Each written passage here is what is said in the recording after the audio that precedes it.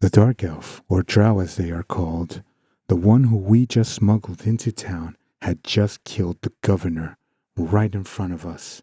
The many guards who had been protecting the governor turned to us, ready to charge, when suddenly arrows began flying through the tavern, aimed not at us, but at the guards.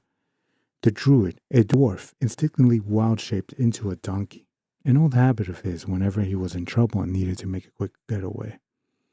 The drow looked at us and said, "Come with me if you want to live."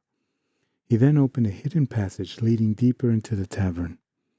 The entire party decided to take our chances and follow the drow rather than fight the many heavily armed guards who, in this case, clearly preferred stabbing first, then asking questions never.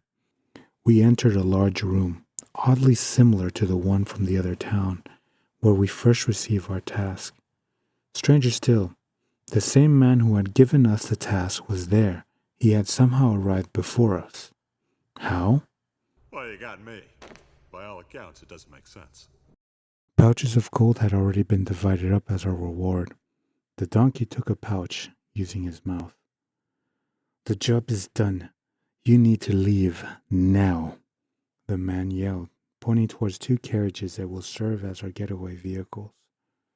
A ranger, a wood elf, was to go with us. I didn't question it. None of us did. Not with a huge backlog of unanswered questions piling up. But those would have to wait. Like it or not, we were now wanted fugitives. We escaped the town through the back gate, which the guards surprisingly opened. This guild must have deep connections because behind us, chaos erupted as more guards rushed in to fight the guild members still inside the tavern. Did we just start a civil war? Another question for later. We need to haul ass and get out. Literally, yelled the druid, still a donkey. We all took 1d6 pun damage. Felice watched sadly as the town faded off into the distance. He wanted nothing more than to go home. He was so close, too. His eldest daughter's birthday was just a few days away, but now with signs of an approaching army of ogres and goblins, memories long buried came rushing back. He wasn't born in this town. Few, if any, tabaxi or catfolk are. His family fled a city under siege when he was 4 or 5. They traveled for years, searching for somewhere safe to call home. And for the last 29 years, this had been that home. He had to get back. He had to warn them. He had to protect them. After a day and a half of travel, we stopped to rest. We gathered our thoughts and bombarded the drow with questions. He claimed the governor had been working with the hobgoblins and ogres and goblins to take over the surrounding region. And to clear our names, we would have to defeat the wizard, who was second in command of this whole operation. He warned us, though, that they favored acid-based weapons and spells, and that at least 2 bugbears were guarding the cave entrance, and that there would be heavy resistance once we got inside. When asked why they chose us, the drow replied, "We needed a group so pathetic that they wouldn't suspect it was you. It worked. That hobgoblin let us pass. He didn't think you were worth his time." We took 1d6 emotional damage. Before he left, Felice asked him one final question. "I never got your name." "It's not important," the drow replied. "Hi, not important. My name is Felice." The drow made a clone of himself and left both carriages, but not before he took 1d6 dad joke damage as he rode off into the night.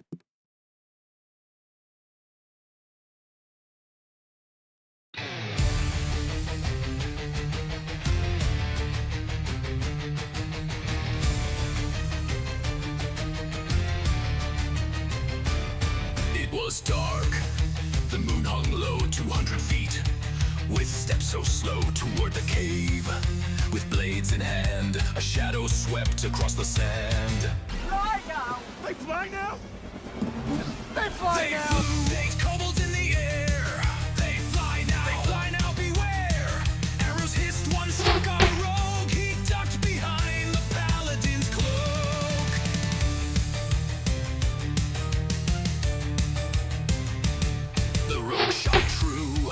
His aim was cold, a kobold fell. His story told the paladin. With faith and might, blessed our souls and healed with light. Another arrow, wizard hit, but Felice cast sleep, and that was it. 2 kobolds dropped from skies above. No rage, no screams, no time for love. He ain't gonna be in Rush Hour 3. Then came roars and beating drums. The bugbears charged with fury dumb. But from the mist, a bear arose. Real bear fool, the druid roared. A bugbear missed the paladin's chest. The wizard healed, no time to rest. The road dashed wide, his blade drew near. Struck from shadows, sharp and clear. The dude's claws tore fur and hide. The ranger's arrows sang with pride. Felice let fly his crossbow's bite. The kobold flinched but held on tight. Then came the smite, the paladin's sword. With radiant flame, split the bugbear's vein.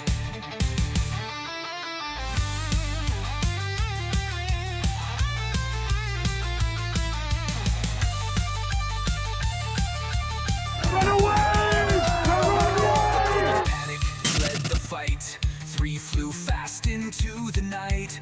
Javelin soared but missed its mark. The warlock's blast lit up the dark.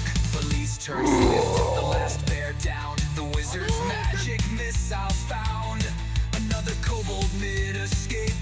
1 more gone, no chance, no fate. 1 remains, still soaring fast. Felice dashed forth his breath, his last. 60 feet, with eyes aglow. A bolt let fly, the final blow. Combat ends, our tale is told. Of kobolds, beasts, and heroes bold. From shadows deep to mountain wall. Together we stood and watched them fall.